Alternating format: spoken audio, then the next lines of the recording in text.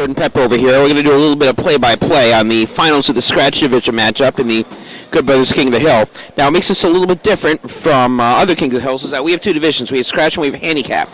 So right now what we have is we have Anthony Bonanno going after Justin Sloan in the Scratch Division. However, he's also bowling in the semifinals in Handicap against Woody Jones. Going to take a little piece of the action here. We're going to go from frames, where are we now? We're going to go on going into the 8th frame. Here, now what makes this very interesting is that Anthony Bonanno has already shot a pair of 300s in the first 2 rounds of match play. He has eviscerated the strike jackpot. The bad beat jackpot, I should say, and now he's looking to add the Scratch Division King of the Hill over there. Justin Sloan is up next. He is the Scratch Division, he's the current Scratch Division King. He's also currently in a 10-pin hole. This almost has to be a strike, and he just left the 7-pin. Anthony goes out the door for a possible 247. If he does that, he will take out both of his opponents, both Woody Jones and Justin Sloan. But he still has to get there. That being said, that's all he's been doing today is throwing strikes. Justin Sloan desperately needs a spare. He will get it. That puts him up at a 167. This is a huge shot for Anthony Bonanno. Strike here by Bonanno, and he almost puts away Mr. Sloan and Mr. Woody Jones. Best that Woody can do on a strikeout would be a 227 scratch, 231 handicap. And again, that's if he strikes out. Big shot here, and a big buried strike by Anthony Bonanno. 247 is the best that he can do. Back to Woody Jones. It's almost imperative now that Woody and Justin throw a strike in the frame against him. Because basically now, even with that, first of all, they desperately need Anthony to throw anything not a strike in the first ball in the 10th frame. More importantly, if they don't throw strikes, you're begging Anthony Bonanno to throw an open in the 10th frame, and he hasn't done that all night. And I doubt he's going to do it now. Woody Jones, 9th frame, first ball. Ball's checking in there. That is a dead solid strike. So Woody Jones is getting 4 pins from Anthony Bonanno. What makes this a little bit more interesting is that in the Scratch Division, Woody Jones already ran into Anthony Bonanno, and he was the first victim of Anthony Bonanno's 300 tear. Sloan's coming up. This almost has to be a strike also. Ooh, he leaves the 10-pin. Justin's reign as the Scratch Division King of the Hill is in huge jeopardy right now. Even if he makes the spare, the best that he can do is a 216. Bonanno right now is on a 217 pace. Bonanno gets the first strike. It's over for Justin Sloan.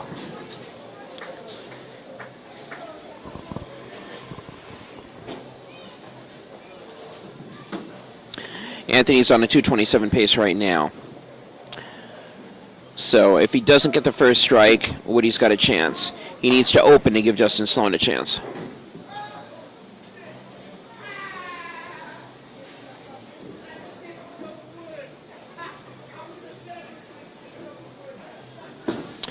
Here's a shot. Ball's coming up. Buried. Absolute buried. We are going to have a new Scratch Division King of the Hill champion. And his name is Anthony Bonanno.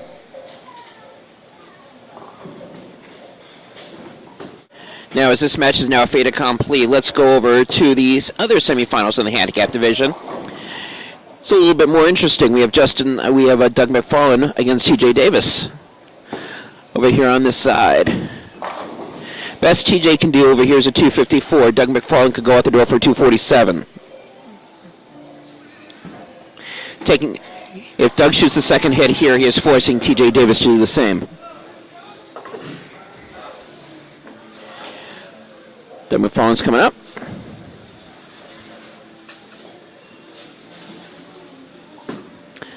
Second ball, that looks good, and it is. Doug McFarlane now, again, he goes out the door. That's a 247.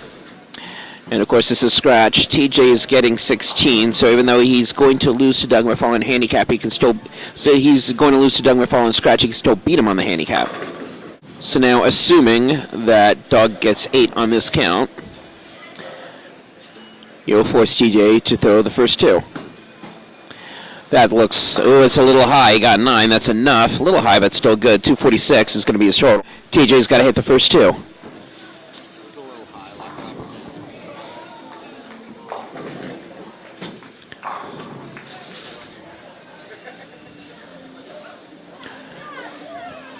Fair shot here by Davis. Again, this has got to be a strike.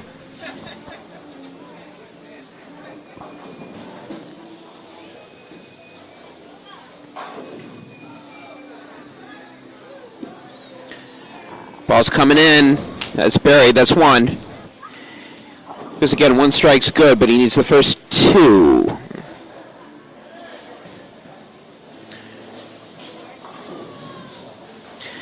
Gets the second strike. He's only going to need 3 for the win. He should get that.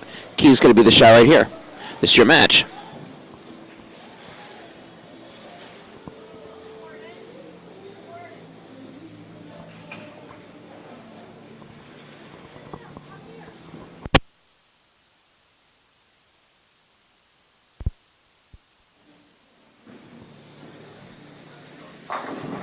All right. This is for the match. Strike for the win. Buried.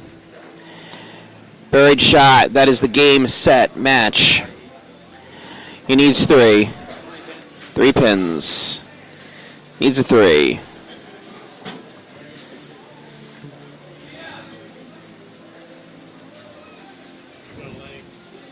Keeps it on the lane. He's good.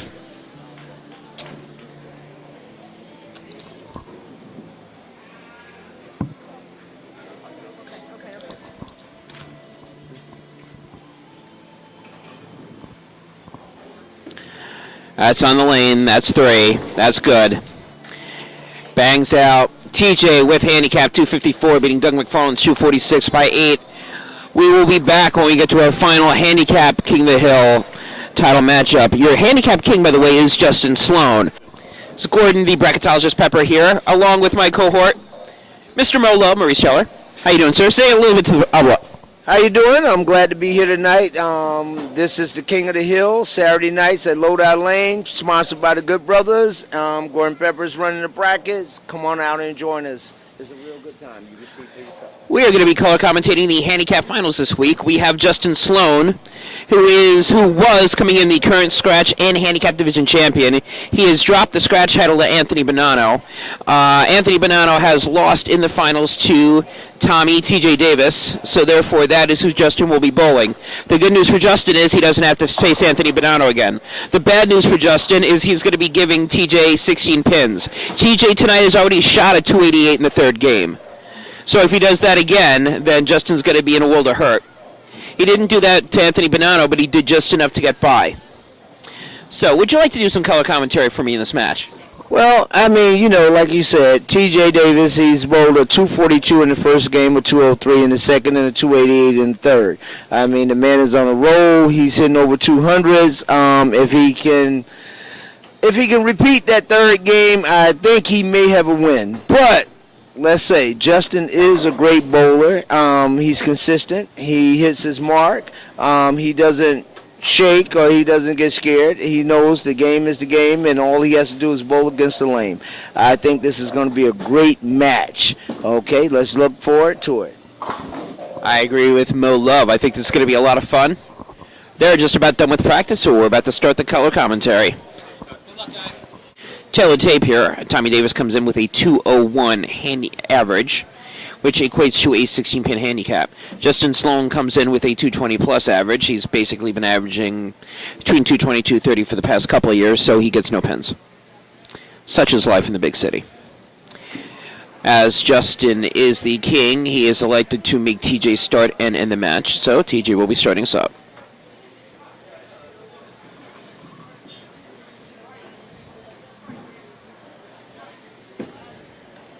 First ball out of the gate's a little high, and there's a split. Justin Sloan has the chance to make the 16-pin handicap go away. At least take part of it away. Here's his first shot. Looks like we got a 10-pin up there. He is off the open again. I'd like to point out that he did have an open in the last match, and then he responded by shooting the next 4 strikes. Let's see what he does here.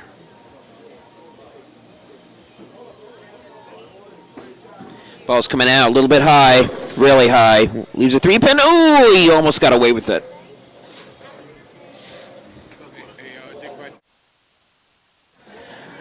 TJ will make his spare. Of course, Justin with the strike over there can take the lead with a double. TJ's hoping you throw a strike to at least keep pace at this point. And I'm going to guess that Justin Sloan, already a little bit perturbed that he dropped one title, really does not want to drop both titles in the same night. Back down to TJ, third frame.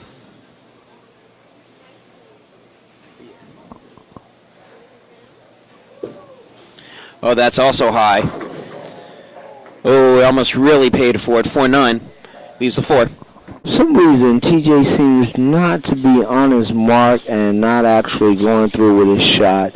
He's rushing the shot. He doesn't seem to be relaxed. Maybe he needs to step back, just take a deep breath, and just let it flow naturally. Justin seems to be on top of his game. Are you worthy? Well, you know, the interesting thing about that, and, that you can't do that and get away with it. He just flagged the 4-pin. Now, these lanes were not used during the King of the Hill, so there's a lot of fresh oil up there. Do you think that's going to be a factor? I think so. After bowling all night on dry lanes and coming through, now that you have fresh oil, you have to make the adjustments that's necessary to hit your mark. So right now, Justin is easily taking the lead in the match. If he throws another strike, he's going to have potential between a 70 to an 80 in the third frame, which will mean even with the handicaps, he's got a 20-plus pin lead. This is a huge, huge shot in the match, and what I mean by that is if he throws another strike, he can put a lot of pressure on TJ. And he does. There's the hand slap that we were looking for. There's a lot of pressure on TJ. He has to strike. I mean, Justin is on his mark. Justin is well rested. TJ has bowled a lot of matches. He has to strike. The good thing is, TJ... and he does strike. It's a Brooklyn, but it's a strike. I mean, it's not what he wanted, but I mean, God, right now he's got to hope for anything. Well, you know what? That could be the one thing that starts him rolling along. You know, again, if he throws a couple of strikes up there, it's 97 in the 5th. That's not horrible. He still puts himself in a position to at least put a little bit of pressure on Justin, just in case Justin decides that he wants to see a couple of 10 pins coming down the pike in the next couple of frames. I don't think there's any pressure on Justin at all. I mean, Justin is fresh. He loves to bowl on fresh oil. TJ has gotten accustomed to bowling on dry lanes, so the oil can be a problem for him, and I think that's what is happening right now. We'll see. Striking in his 5th frame. Oh, that's a much, much better shot. He probably didn't need that cross. First double of the match for Mr. TJ. Action Jackson, so to speak, TJ. That's the good news. The bad news is that he's staring down the barrel of a 3-bagger by Mr. Sloan, going in the 5th frame. Justin's looking for his own 4-bagger at this point. A little bit high. He gets away with it. He knew it too. Starting in the second half, 6th frame. There's that shot. It's tight. It's up. There's another clap. Again, Justin goes out the door. There's nothing TJ's going to be able to do. Yes, TJ, this shot is a big shot. He's coming off 2 strikes. He really needs this shot to stay in the game. There's nothing better than throwing strike for strike with the guy that's on his mark. And DJ throws to TJ. Oh, there's a strike. He's 3 for 3. That's the good news for him. The bad news is that he's still down by 27. But again, you know, anything can happen. You never know at this point. 27 is not an unmakeable deficit. That is makeable. You can do something on it. You still have 4 frames left. That's the good news. The bad news is He's got no margin of error. He absolutely has zero. Every shot out of his hand right now has got to be a strike.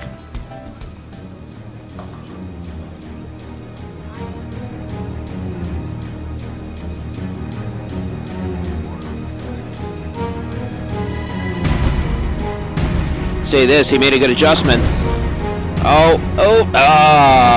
Almost made a really good adjustment. 9-pin did not want to go down. The 9-pin didn't go down in the 7th, but I really think that the third frame where he missed that 9 spear, instead of getting a spear he missed, I think that's going to come back to bite him more than anything. He picked up the spear, so let's see what happens from here. I mean, at this point, if Justin goes out, there's no way you can catch him. If Justin throws the next 2, I don't think TJ can catch him. I think the problem that you're going to have now is that if he hits the next one, Justin can even now afford to throw an open in the 8th or 9th frame and get away with it. The problem, and I agree with you there, the problem is that open in the 3rd frame gave Justin a lot of breathing room. Anytime you give any good bowler breathing room, they're going to take advantage of it. There's that high tight line you're talking about, and there it is. Buried. It's a buried shot. Well, now that he got the strike in the 7th frame, he can even afford to throw an open here in the 8th frame or the 9th frame and still go out the door. The best that TJ can do at this point is a 226 with the handicap's 242, so he still has some life in the game. That being said, Justin can make a mistake here. Oh, and actually, no, I'm sorry. Yeah, 136, 226. Yes, my math is right. Justin can still make a mistake here, but I don't think he's going to. Next shot, 8th frame. Foundation. Ooh, leaves a 10-pin.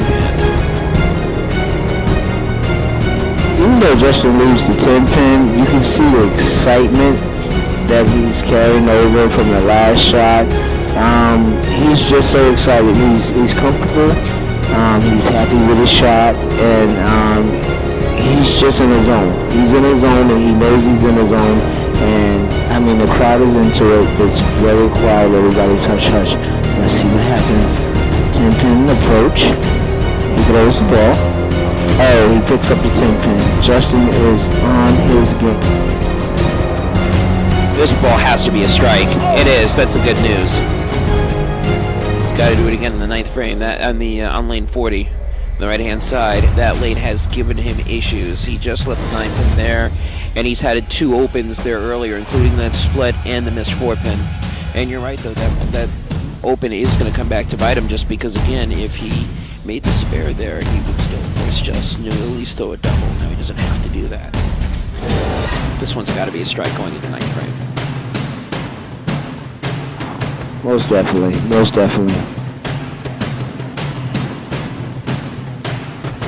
He approaches the lane. Throws. Oh, he just didn't get up under the ball enough. He didn't get up under the ball enough. He left a 2-4. 2-4-5. Right now it's the baby bucket, but I think it's over. I really do believe it's over. It's the 9th frame. He's going to make the spare. He will make the spare here. So, best that TJ can do is a 206 scratch. Plus 18 is a... plus 216 to 222 with the handicap. Yeah. Well, no, the handicap's not going to make much of a play here. In this case. Well, Justin needs a mark. One mark, the game's over. Justin's throwing the ball like he's throwing at a virgin. It's so tight. It's right in the pocket. He throws it with so much force and so much speed. Well, you know, you're talking about hearing the fat lady sing. You're talking about like a virgin. Madonna may be opening her mouth right now and about to do the warming up intro, which is exactly what's going to happen right here because that's buried and that's game. That is the game. It's over. And no, I will not be singing Madonna's Like a Virgin or any other song. I will say this. We would love to hear you sing that because I know you have a lovely voice. I do have a lovely voice, but it doesn't do well with Madonna. I will say this, though. Taking it, Justin has surpassed the borderline And True Blue, at least Justin has retained one of his titles, which is going to be the handicap title. Justin has opened his heart to the lanes as I continue to make ridiculously bad pins. It's a 10 pin, it doesn't matter. All right, Mullen and I are here with Justin Sloan. Justin is no longer the scratch title winner. However, he is the handicap title winner. Was that some sort of motivation for this matchup? You shot a very nice 258. Yes, it definitely was. I was actually hoping to get Anthony again, try to get some redemption on that last game that I bowled so bad. But I know he'll be there next week, so hopefully I'll go after him next week and try to retain both again. What was the key for you in the match? Was there any turning point in the match when you're like, all right, I got this one? No, it never is until you mathematically got it won and you don't really know what's going to happen. It seems that you throw a very tight shot. Is that just what the lane is giving you? That's what they're giving us right now on this pattern. It's more of a straight-up shot than really kind of swing the whole lane. Plus, this is a fresh pair. They were coming off the burn, so that kind of worked out a little bit more in my favor. Okay, all right. I mean, Justin, you seemed very relaxed when you was throwing the ball. I watched you practice the other day, and you seem to throw the same shot. Was you practicing for this type of tournament at this point? No, I mean, it's just practice is practice, just, getting everything in rhythm. Today was just like any other day, just try to throw the ball good and hope to carry it because that's all that matters. Congratulations. Into next week, I hope a lot of people come out. Yeah. This is Justin Sloan. He is the king. And in order to dethrone him, you got to come out and bowl. And we're asking everybody from the UBA and anybody that's a bowler, if you think you can beat this man, come on out and do what you got to do. Sounds good.